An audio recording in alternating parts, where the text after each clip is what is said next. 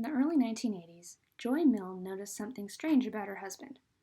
Despite her persistent urgings to take longer showers, she had noticed a subtle, musky odor that she had never noticed before. She learned to live with it so as not to hurt his feelings. But 12 years later, Les was diagnosed with Parkinson's disease, which is a nervous system disorder consisting of tremors, slow movement, stiffness, and slurred speech. Later, at a Parkinson's support group, Joy noticed the same strange smell on one of the other members of the group. She put two and two together and concluded the smell must be related to the disease. Scientists were intrigued by her claim because, oh my God, can you imagine being able to smell a disease? Immediate results, no invasive procedures, not having to wonder if you're asymptomatic and have to stay inside for the rest of your life. So while the scientists were intrigued, they were a bit skeptical of her claim. So they presented Joy with 12 t-shirts, some of which had been worn by Parkinson's patients, some of which had not. They were presented to her in a random order, and she was asked to just identify if each shirt came from a Parkinson's patient or not. How many correct guesses out of 12 would we expect Joy to make if she really couldn't smell Parkinson's? Well, if she couldn't smell Parkinson's, she would just be guessing on each shirt. And guessing on each shirt would be like flipping a coin. So there's a 50% chance that she's right if she's just guessing, and a 50% chance that she's wrong. That means if Joy is straight up guessing on each shirt instead of actually being able to smell Parkinson's, we would expect her to make about half of the shirts correctly, which is 6 out of 12. Now I'm genuinely curious. How many decisions would Joy have to get right out of 12 for you personally to be convinced that she can smell Parkinson's? If you would like, there's a Google form in the video description. Just put in your answer, I'm curious. Now I would say it's pretty logical to be skeptical of a claim that has contradicted all of our experiences in the past, right? If someone emailed me tomorrow and said, hey, I can smell colors, I would say, no, you can't. It's not you, it's me. So the researchers were skeptical and they weren't willing to put in the time and money on a large-scale investigation and instead chose to do this smaller-scale investigation just to see if Joy's claim was even close to being true. When researchers have a claim that they suspect or hope to find evidence against, it's called the null hypothesis. This is like the prior belief or the status quo. In this case, our null hypothesis is that you can't smell Parkinson's because that's what we already believe to be true. More specifically, our null hypothesis is that Joy is guessing on each shirt and that she'll get about 6 of the 12 right. The claim that we want to find the evidence for is called the alternate or alternative hypothesis. In this case, we are hoping to find evidence that Joy can correctly identify Parkinson's in more than 6 of the 12 shirts. To investigate if Joy really knows what she's doing, we're going to be assuming that the null is true. In other words, that Joy is straight up guessing. Because, innocent until proven guilty. At this point, you should pause the video and open the Google Sheets activity that is linked in the video description. Take a couple minutes and try it on your own. I'll wait.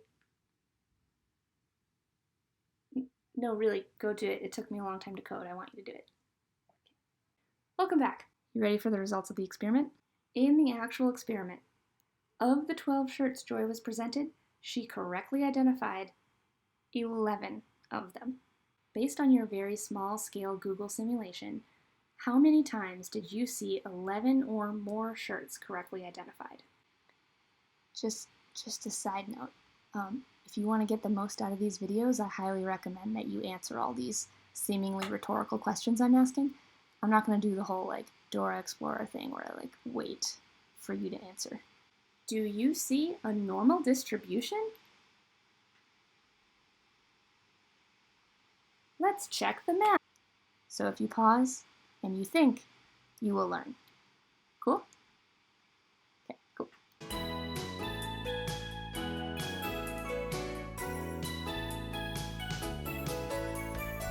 Alright, so here's what happened when I did the activity.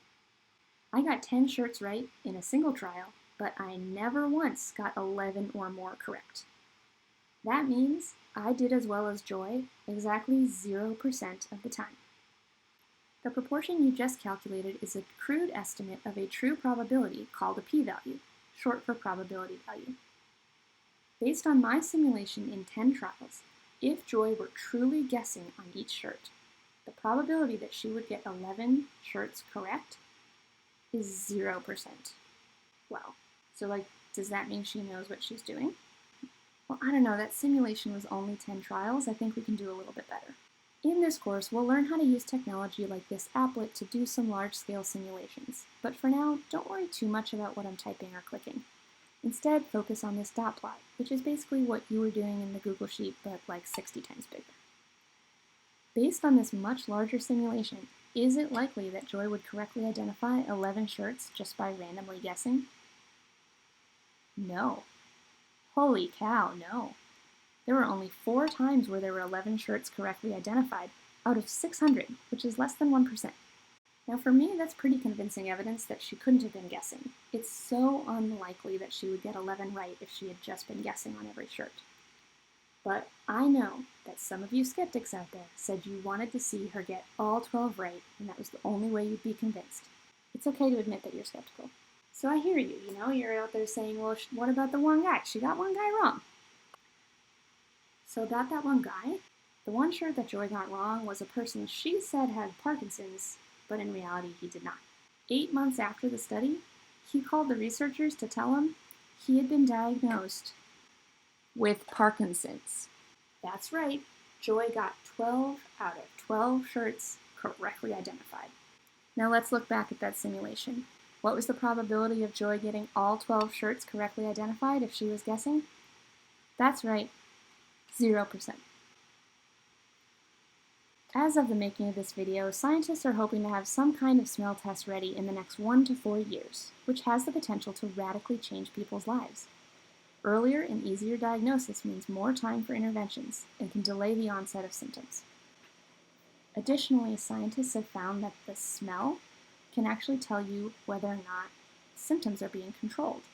This could be extremely useful for doctors who are trying to figure out how much medication to give patients, or doctors who are just trying to monitor patients' symptoms. Unfortunately, Joy's husband Les passed away in 2015 due to complications from Parkinson's. But thanks to the hard work and persistence of this couple, living with Parkinson's and being diagnosed with Parkinson's might be easier for people in the future. And that, my friends, is why statistics is awesome. Statistics is more than just graphs and Venn diagrams and formulas. Statistics is being curious, asking big, unanswerable questions, gathering data, and then trying to answer those questions. We're going to start this course on a much smaller scale because you're going to need some basics if you're going to ever do the great inference that the Parkinson's researchers did.